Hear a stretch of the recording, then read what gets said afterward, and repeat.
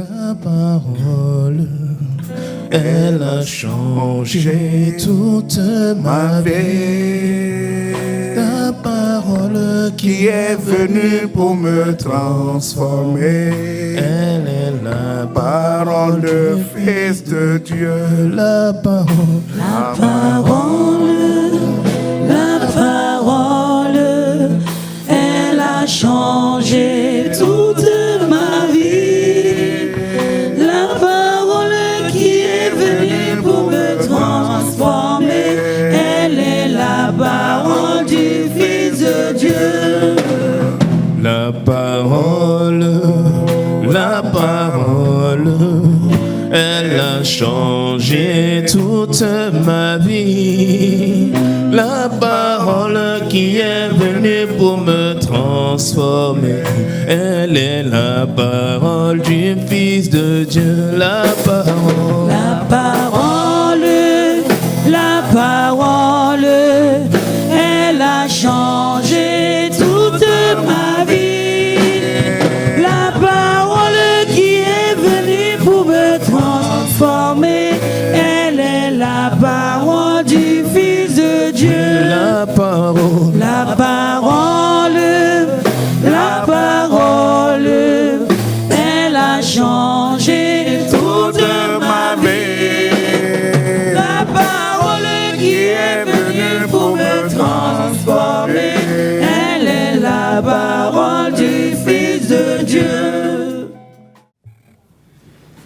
Durant près de 2 semaines, notre Seigneur nous a exhortés, premièrement, à être enfants de Dieu. Vous vous souvenez? N'est-ce pas? Ok. Et on s'est dit que pour être enfant de Dieu, il y avait 2 actions à poser. La première action, il nous fallait d'abord recevoir la parole de Dieu et laisser la parole de Dieu avoir son influence sur notre vie. Ça, c'est d'abord la première action. Maintenant, la deuxième action nécessitait d'être un enfant de Dieu obéissant à la parole de Dieu. Puisque la Bible dit, à tous ceux qui l'ont et à ceux qui croient en son nom, elle, la parole, donne le pouvoir de devenir enfant de Dieu. Et après ce moment, la semaine dernière, il a été question du chrétien qui était l'ambassadeur de Christ. Un ambassadeur est le représentant du Seigneur dans une autre nation. Nous, étant du royaume de Dieu, bien vrai que nous sommes sur terre d'entre les hommes, étant des représentants du Seigneur d'entre les hommes. Donc, à ce titre, ce matin, il sera question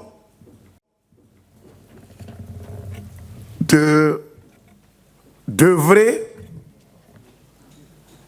de faire une œuvre missionnaire. Amen. Bah, nous sommes des ambassadeurs. Étant des ambassadeurs, nous avons pour mission quoi? Une mission missionnaire. N'est-ce pas? Notre mission consiste à faire quoi? À gagner des âmes. À prendre les âmes dans le camp de Satan pour les introduire dans le camp du Seigneur.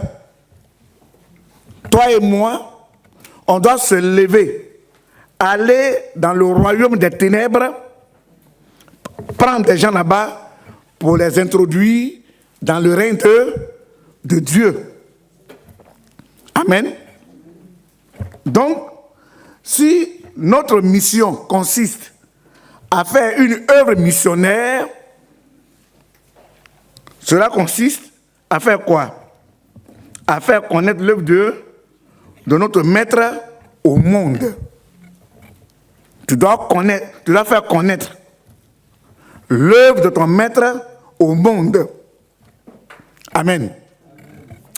On va prendre d'abord une référence biblique. Matthieu chapitre 28, du verset 19 au verset 20. Allez, faites de toutes les nations des disciples, les baptisant au nom du Père, du Fils et du Saint-Esprit, et enseignez-leur à observer tout ce que je vous ai prescrit, et voici, je suis avec vous tous les jours. Je suis avec vous tous les jours jusqu'à la fin du monde. Amen. C'est ce matin, avec cette référence, que nous aurons à méditer. Amen. Ce matin, il a dit que allez, faites de toutes les nations des disciples, les baptisant au nom du Père, du Fils et du Saint-Esprit. Et enseignez-leur à observer tout ce que je vous ai prescrit. Et voici, je suis avec vous tous les jours jusqu'à la fin du monde. Amen. Cette parole que ce matin nous venons de dire vient de notre Seigneur Jésus, que nous avons tant aimé, que nous portons ardemment dans notre cœur. N'est-ce pas? Après sa résurrection, il a donné rendez-vous à ses disciples de se retrouver sur une colline en Galilée. Et quand ils sont retrouvés sur cette colline, quand ses disciples l'ont vu de loin, ils l'ont d'abord loué, ils l'ont d'abord adoré, mais au moment où ils glorifiaient le Seigneur, parmi eux, il y a un groupe qui était en doute. Et il a pris la parole pour leur dire qu'on lui a donné le pouvoir dans les cieux et sur la terre. Peut-être les gens étaient en doute. C'est comme ce matin. Bien vrai que nous recevons la parole du Seigneur, et parfois l'ennemi peut souffler dans nos oreilles pour nous dire oh, l'homme il parle trop, pas trop l'écouter. C'est ça, non? Et parfois on peut lutter avec la parole de Dieu. Et ça a été aussi, quand on prend le verset 18, il est dit quand il le vit, ils se prosternèrent devant lui, mais quelques-uns eurent des doutes. Des doutes. Jésus, s'étant approché, leur parla ainsi. Tout pouvoir m'a été donné dans le ciel et sur la terre. Donc vous n'avez pas à douter. Je suis vraiment ce Jésus qui est revenu à la vie. Et avant de remonter vers le Père, il a pris le temps de dire à ses serviteurs, allez partout les nations. Il dit, allez, faites de toutes les nations mes disciples, les baptisant au nom du Père, du Fils et du Saint-Esprit, et enseignez-leur à observer tout ce que je vous ai prescrit. Et voici, je suis avec vous tous les jours jusqu'à la fin du monde. Et c'est après ces paroles-là que notre Seigneur a été enlevé. C'est une lourde responsabilité. Bien-aimé qui t'a confié. Bien-aimé qui m'a confié.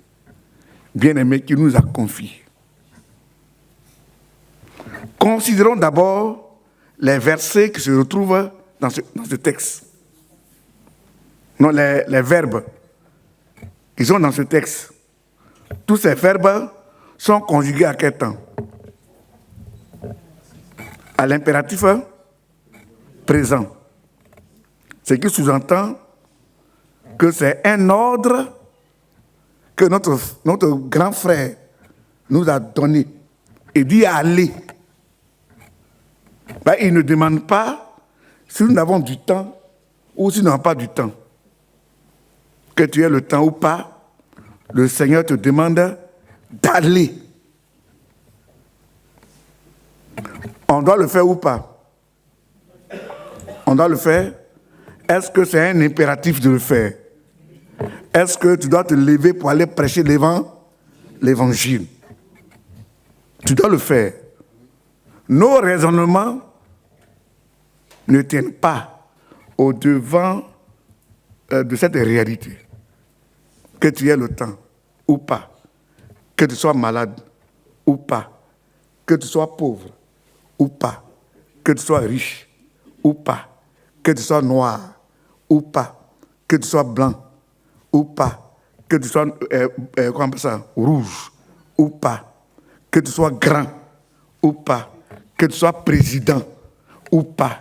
Dieu ce matin te donne un ordre de te lever pour aller faire de toutes les nations ses disciples.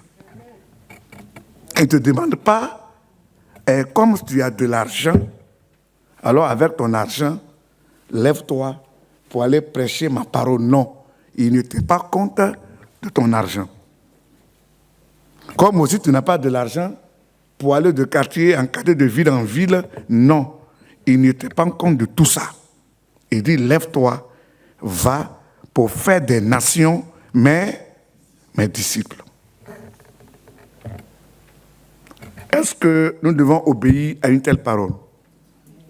Si véritablement on a bien compris pendant les 2 semaines.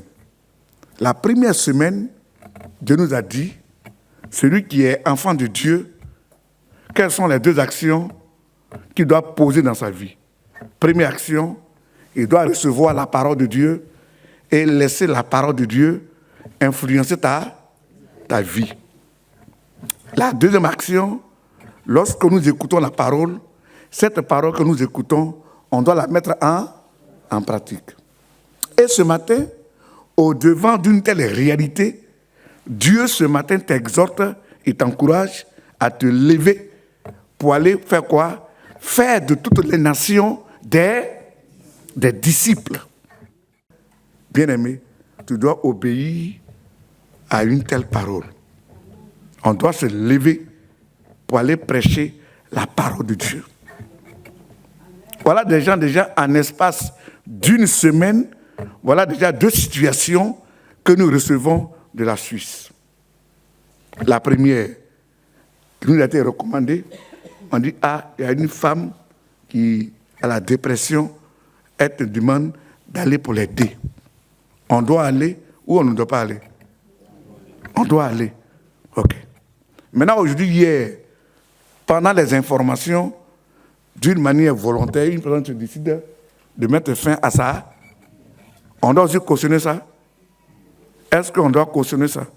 Non. On doit dire non à Satan. On doit dire à Satan, tu mens.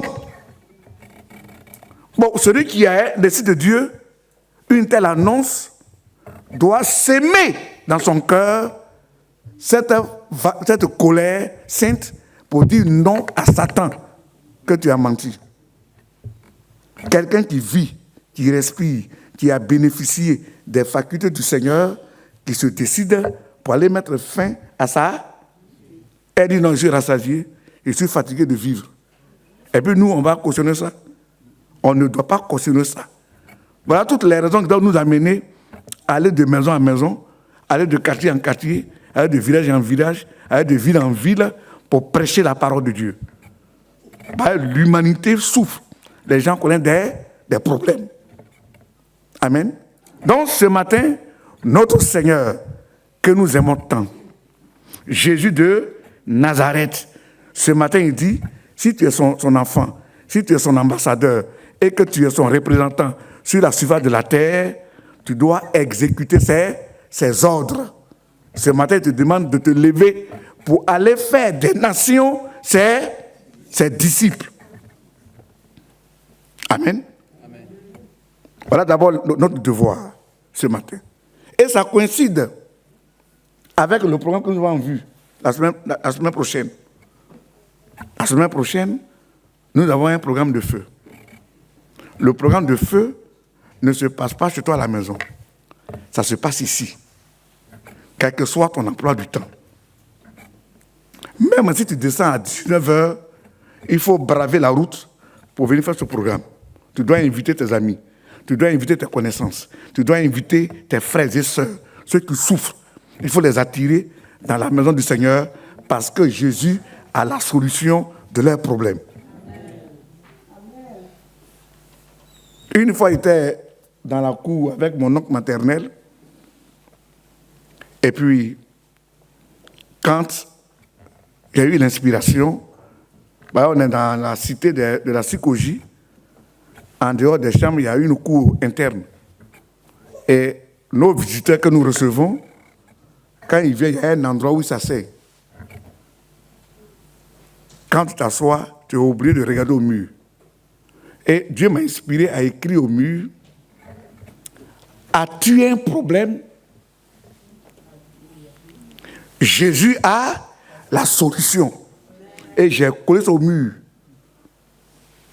Et j'ai enlevé les bancs, je suis descendu.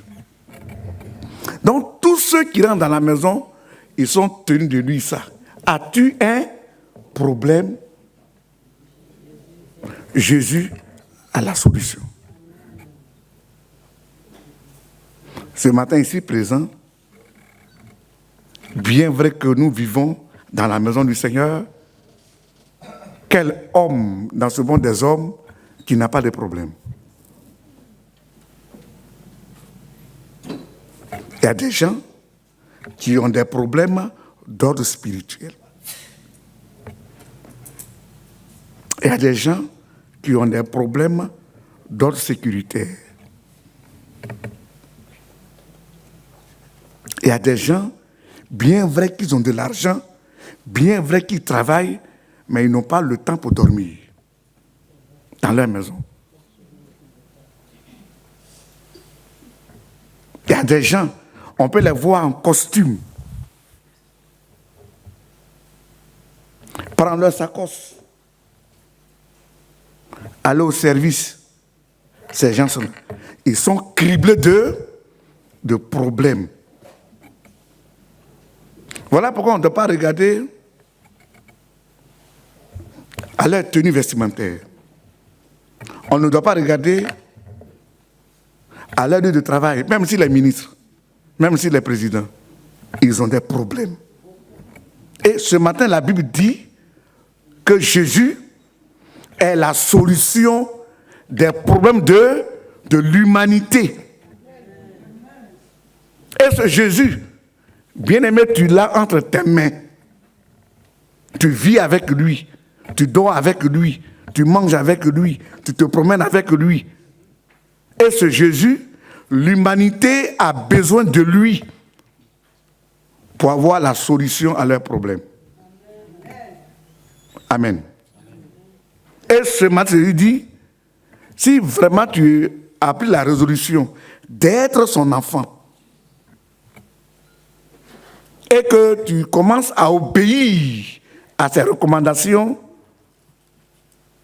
il t'appelle son représentant d'entre les humains.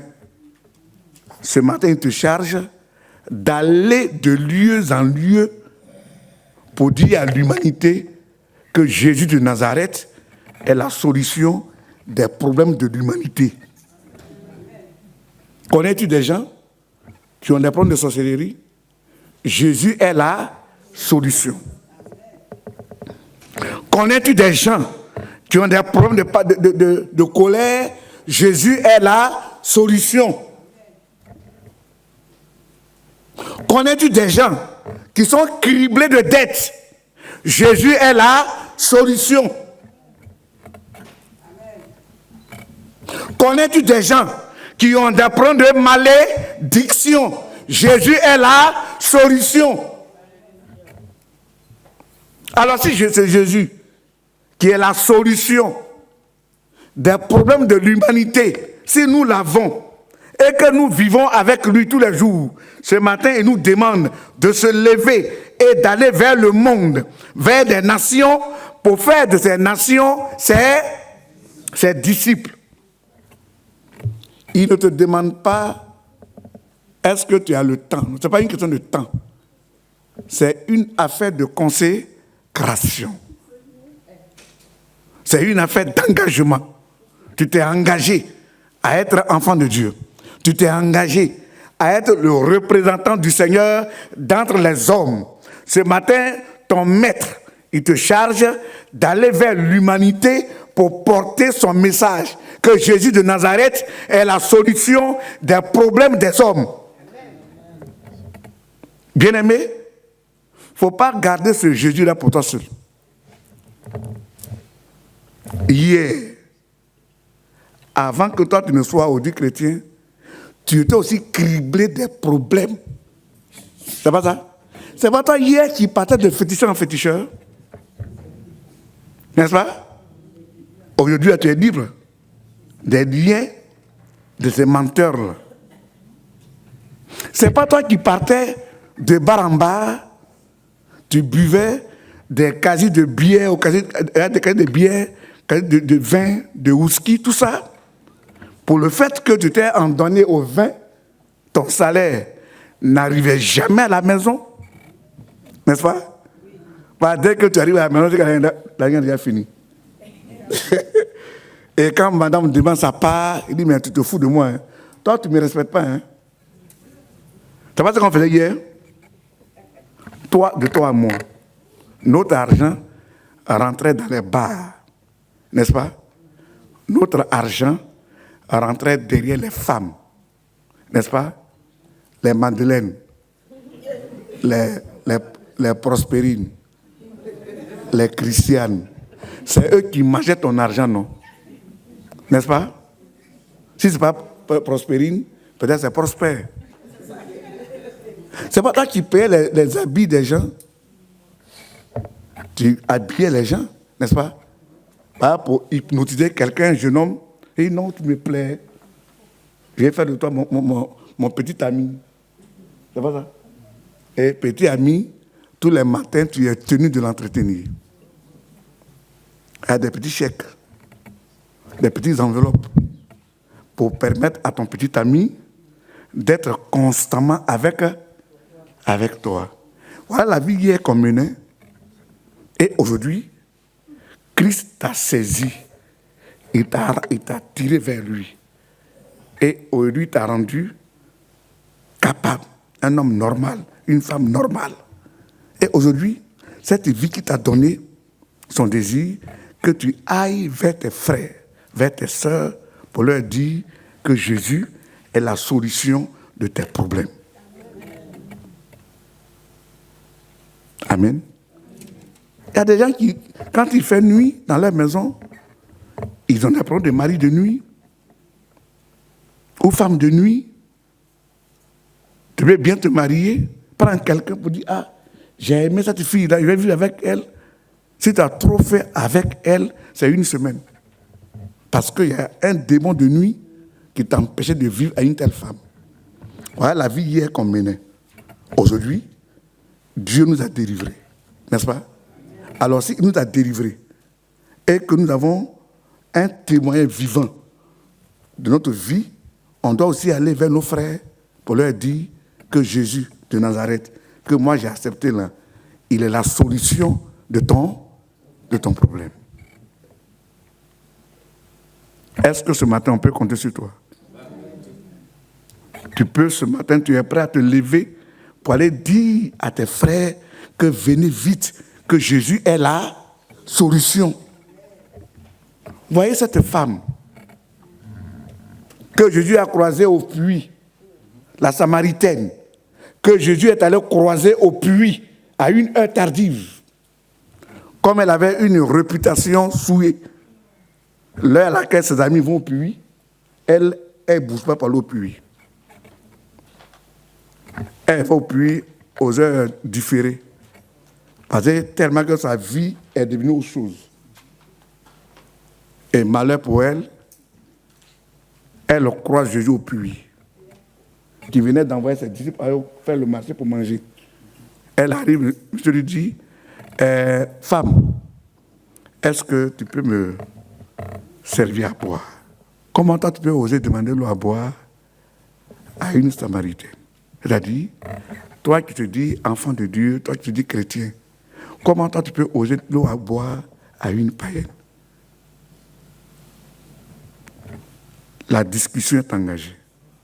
Si au moins tu savais celui qui te demande à boire qui il est, tu serais la première à lui demander à boire. Et mais tu n'as aucune corde. Tu as quel corps pour puiser l'eau? Moi, je n'ai pas besoin de corde. L'eau que moi je détiens là, quand quelqu'un la consomme, sa soif est coupée pour de bon. Quoi? Ah là, si c'est ça, j'ai besoin d'une telle eau. Tu as besoin de mon eau? Oui. Bon, fais-moi appel à ton mari. Voyez, ça ne se passe pas de toi à moi. Fais appel à ton mari pour qu'il soit témoin. Je n'en ai pas. Madame, c'est vrai, tu as dit la vérité.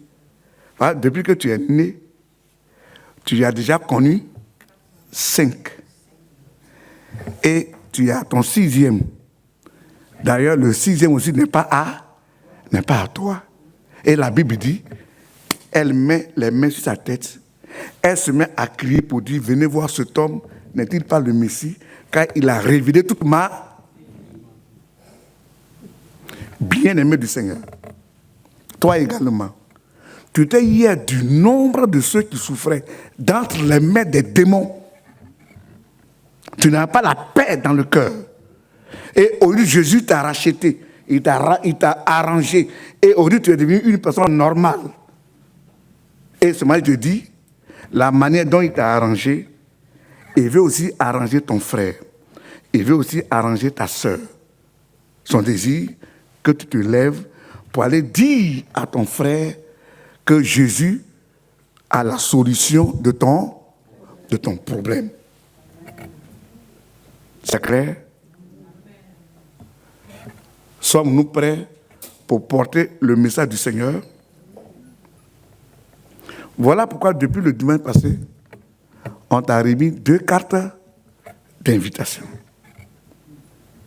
Qu'as-tu fait de ces 2 cartes d'invitation? C'est encore sur toi? Ou bien tu as déjà invité les gens? Garde-toi de faire de ces 2 cartes d'invitation ton papier hygiénique. Garde-toi de te comporter ainsi. Ou bien garde-toi de les utiliser comme tes blocs-notes. Amen. Depuis le dimanche passé, on t'a remis 2 cartes d'invitation. Est-ce que tu as déjà lancé tes 2 cartes d'invitation? Tu es déjà parti? Maintenant, si tu es déjà parti, il faut maintenant entretenir les âmes que tu as déjà invitées pour les encourager à venir. Si ce n'est pas le cas, bien-aimé, tu n'es pas dans une bonne position ce matin. Papier qu'on t'a donné, qui a été saisi, et la facture a été payée. Si tu vas, tu prends ces 2 papiers pour les garder dans ta maison, et que tu ne fais rien de ces 2 papiers, il y a problème à ton niveau. Ça veut dire que cette affaire de Jésus, ton affaire n'est pas claire. C'est ça, non? Parce que quand on reçoit un message de la part du Seigneur, on doit aller vers le monde, vers les nations, vers les humains, pour porter le message du Seigneur.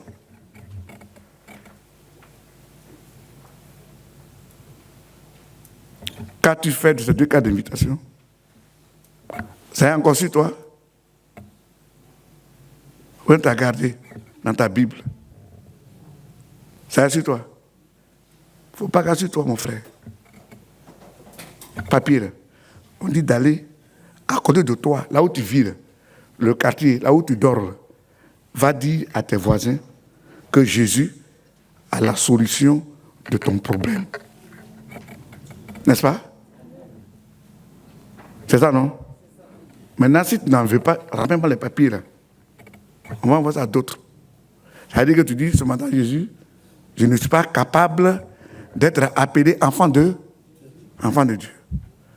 Ça veut dire que pour l'acte que tu es en train de poser, sans aller véhiculer le message du Seigneur, tu es en train de renoncer à être enfant de Dieu.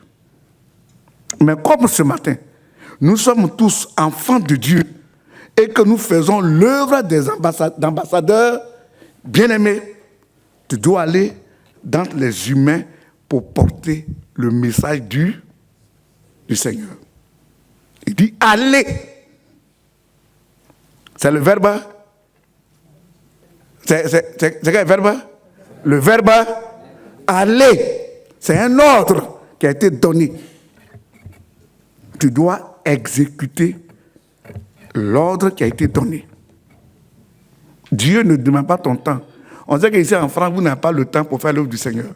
On court beaucoup tous les matins derrière les trains, derrière les bus. Mais bien vrai que tu cours derrière les bus, derrière les trains, Dieu te demande de porter son message vers ceux avec qui tu cours tous les matins. Même en courant, dis-lui, mon frère, bien vrai que nous sommes dans les courses et qu'on n'a pas le temps pour écouter, tiens, je t'invite à un programme. Jésus t'invite. Il dit, il a la solution de ton... Jésus a la solution de ton problème. La plupart de ceux qui courent derrière les trains, derrière les bus, c'est parce que nous avons des problèmes. Ceux qui n'ont pas de problèmes, ils sont couchés dans les maisons. Nous, on veut de l'argent. C'est pas ça. Voilà pourquoi on court. Parce qu'on ne veut pas que nos patrons nous coupent notre argent. C'est ça, non? Vas-y, tu t'absentes là, ils vont te couper une bonne part. Donc, pour ne pas que ton patron prenne ton argent là, les matins, tu marches avec la montre. Il me reste 20 minutes. Il faut qu'en 10 minutes, d'être au bureau pour me pointer l'heure d'arrivée. L'heure d'arrivée, si c'est 7h30, il faut qu'avant 7h30, là, il faut qu'il me pointe. Donc, on court avec les trains. N'est-ce pas? Mais malgré cela, frère, ton maître, ton Seigneur, Jésus de Nazareth, ce matin, il te demande d'aller porter son message. Et il y a 3 mots à l'intérieur qui méritent une attention particulière. Il dit, allez, faites de toutes les nations des disciples. Il faut souligner le mot disciple dans ta Bible.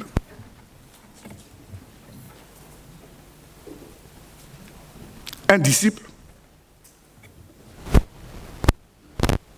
c'est la photocopie du maître. Mais il t'exhorte, il m'exhorte, il nous exhorte de faire des nations ses disciples. Voyons ce petit mot disciple. Ça sort de quel mot? Ça sort du mot discipline. Ça veut dire d'aller dans le monde pour discipliner les nations. Aller dans le monde et discipliner les hommes et les femmes. C'est ton devoir, mon devoir, notre devoir. On doit faire des hommes, on doit discipliner les hommes. Mais est-ce que toi-même tu es discipliné d'abord avant d'aller discipliner les autres? Tu es d'abord discipliné? Jésus dit, les hommes vers qui t'envoient là, ton devoir, c'est de faire quoi? De les discipliner. De les amener à être disciplinés. C'est là où il n'y a pas de discipline, c'est là où on parle de désordre. C'est là où on parle de péché. Notre devoir est de discipliner les hommes, est de discipliner les femmes. Amen. Voilà pourquoi le dimanche 23, le dimanche 23, 20 combien? Non, dimanche 23, on parlera de la discipline dans la maison du Seigneur. La mission à laquelle on appartient a des fondements sur lesquels notre mission travaille. Alors, étant membre de l'église baptiste œuvre missionnaire, que tu n'es pas discipliné, c'est-à-dire qu'il y a un problème à ton niveau. Voilà pourquoi on va parler de la discipline le dimanche 23. Le dimanche 16, on est en programme. Donc, c'est le dimanche 23, on parlera de la discipline. Puisque œuvre mission travaille sur des bases bibliques. Et ces bases bibliques-là doivent être notre ligne de conduite. Maintenant, si tu ne vis pas en conformité de ces bases bibliques, ça prouve que tu es en contradiction avec la parole de Dieu. Frère, ton devoir est de faire de ta sœur, est de faire de ton frère des hommes et des femmes disciplinés.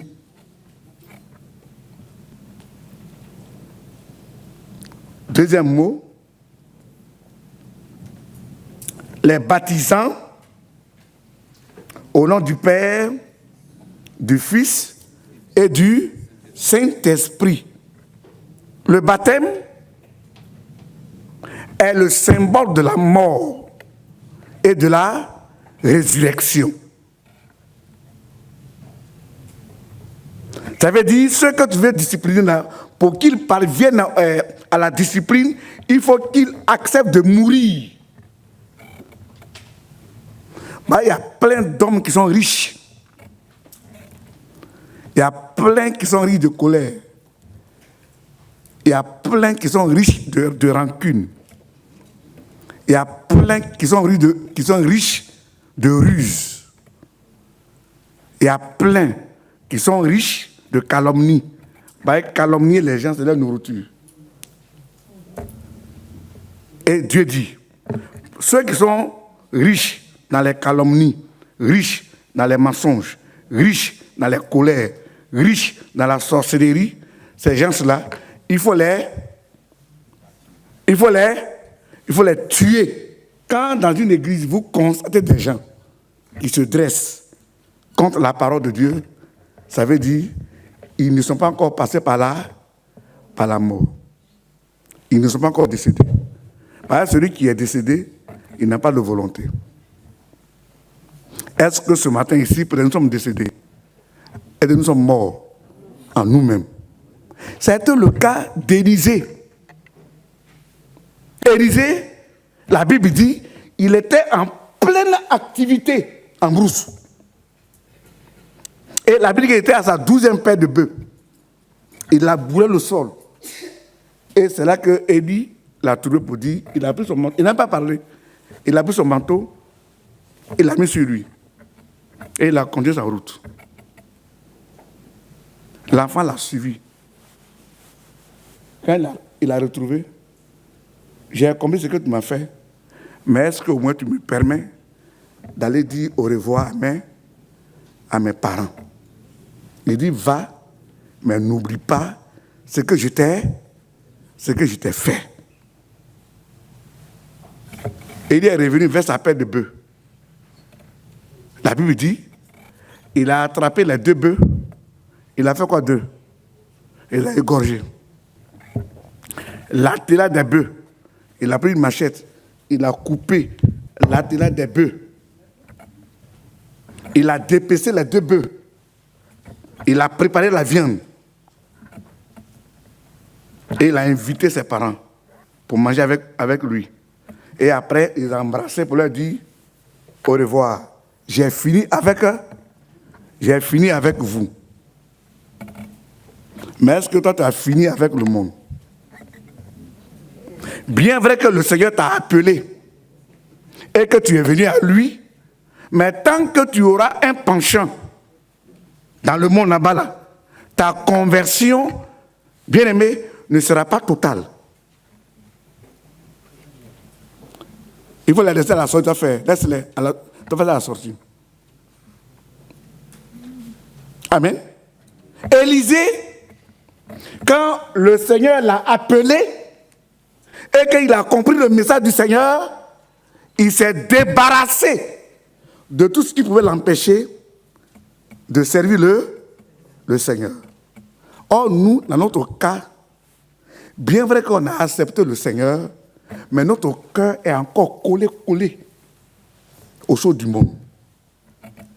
Et pour le fait que ton cœur est collé aux choses du monde, ta vie est flottante.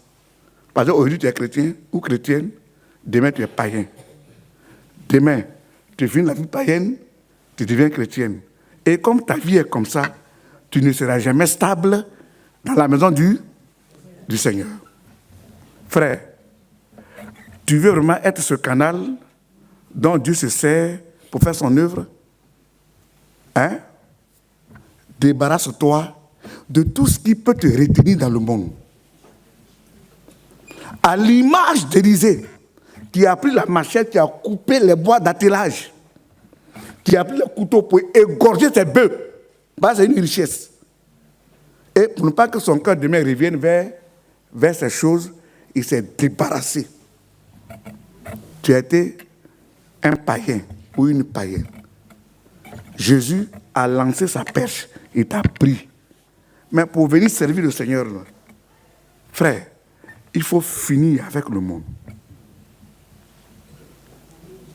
Il faut finir avec tout ce qui peut te retenir à être agréable au Seigneur. Sinon, tu ne pourras jamais servir Dieu. Tu ne pourras jamais être un canal dont se sert le Seigneur pour faire son œuvre. Jésus dit, le fait qu'il t'envoie pour faire des nations ses disciples, la deuxième action que tu dois poser est que Seigneur, il faut les amener à la mort.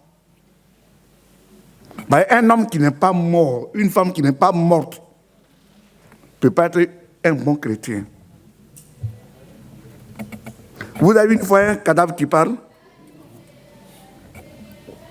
À supposer que le cadavre, le monsieur qui est mort, il a une très belle femme. Une femme claire. C'est pas ça? Et le monsieur décède. Maintenant, le corps est couché là. Même si les gens discutent sa femme, et non, c'est moi qui prends sa femme. Non, c'est moi qui prends son compte bancaire. Est-ce que le mort, il dit à ses parents, laissez mon compte bancaire? Hein? Non. Pourquoi? Ben, il est mort. Elle dit, ne touchez pas ma femme. Elle m'a coûté cher. Il veut dire ça? Non, parce qu'il est mort. Mais est-ce que toi, tu es décédé? Est-ce que tu es mort au monde? Si tu n'es pas mort au monde, bien vrai que tu viens à l'église, tu feras un jeu de cache-cache. Jeu de cache-cache avec les chrétiens.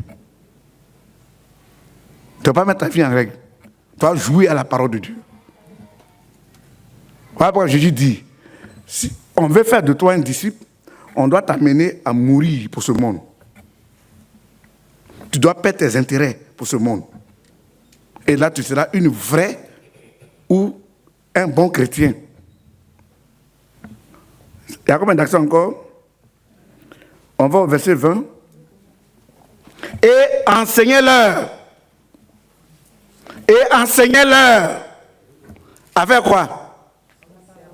À observer tout ce que je vous ai. Troisième action, on doit passer à quelle action? L'enseignement. Mais il y a plein qui fuient des enseignements. Hier, comme ça, il y a plein qui travaillent hier à la formation. D'autres ont fui. Ils ont préféré aller faire réception, aller faire cérémonie du monde que de venir dans la présence du Seigneur. C'est un danger permanent. Bah, Satan t'a trop malmené. Il sait que si tu mets en ordre ta vie avec Dieu, tu seras restauré. Donc lui, son système est de t'empêcher à être reconnecté au Seigneur. Quand Élie a combattu avec les serviteurs de Baal et que Madame Akab l'a menacé, la Bible dit qu'Élie a fui dans le désert. Et dans ce grand désert, Élie a désiré la mort.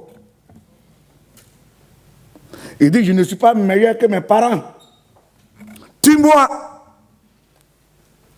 Et Dieu ne l'a pas tué. Mais Dieu a posé une action. Élie qui était fatigué, qui désirait la mort, qui s'est couché en bas d'un arbuste, Dieu a envoyé son ange et Élie, je sais que tu es fatigué.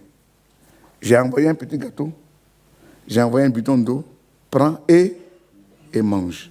Il a pris, il a mangé. Il dit non, je n'ai pas demandé à manger.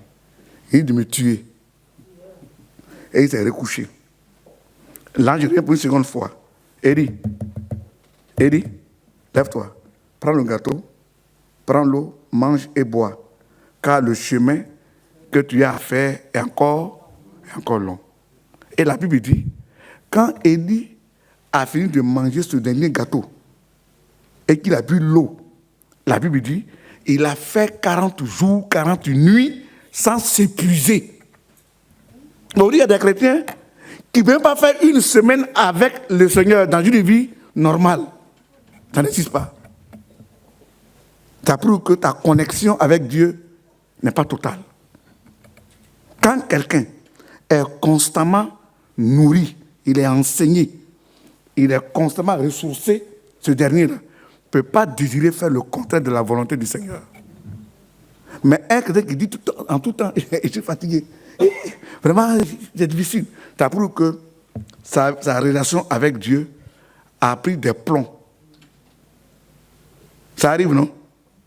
Parfois, ça arrive. Un matin, un soir, on dit non. On dit il y a culte. Il dit, oh, allez-y, tu es fatigué. Votre affaire a continué. Ah, on dit c'est notre affaire, c'est pas ton affaire. Allez, continuez. Quand tu vois quelqu'un qui commence à négliger la parole de Dieu, c'est qu'il est dans la mort spirituelle.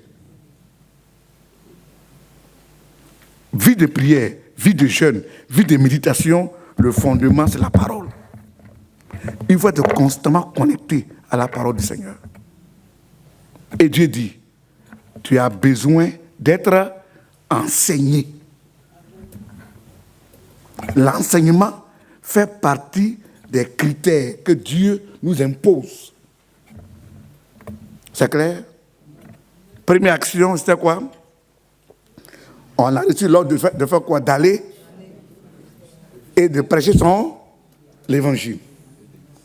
Et après, on doit faire quoi encore? On doit faire quoi? On doit les amener à la discipline. Et troisième, on doit les baptiser, qui est le symbole de la... On doit les amener à mourir au monde. Et quatrièmement, il faut les enseigner. Et après, on dit qu'ils fuient les cultes. Oui, c'est mercredi.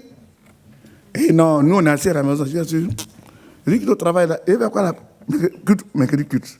Il y a trop de choses à faire. Mais tu vas mourir à cet état, tu vas mourir, mon frère.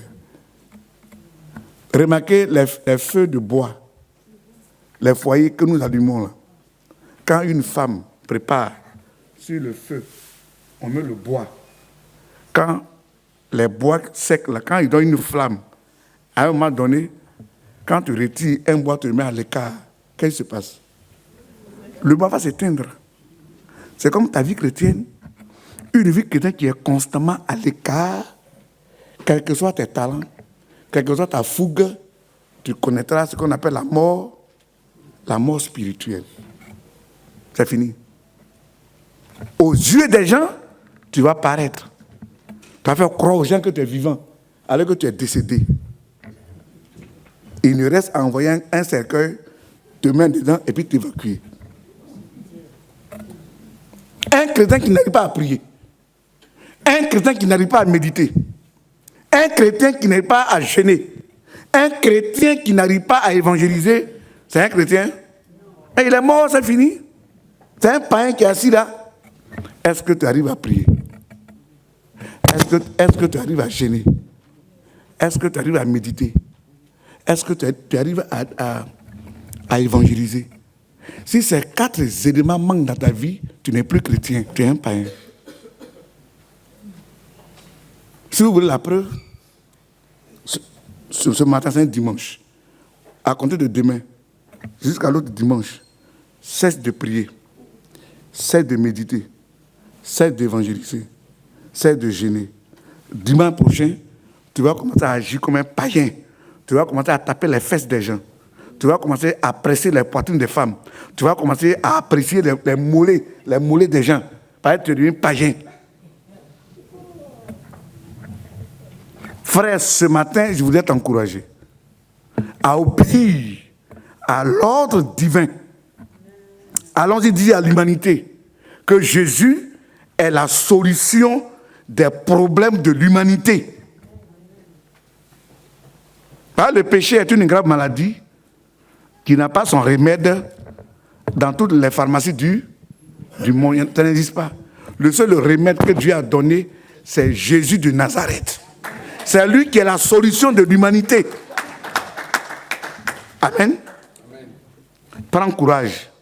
Même si le départ est difficile, prends courage, prêche la parole de Dieu et tu seras heureux. Amen. On va prier le Seigneur.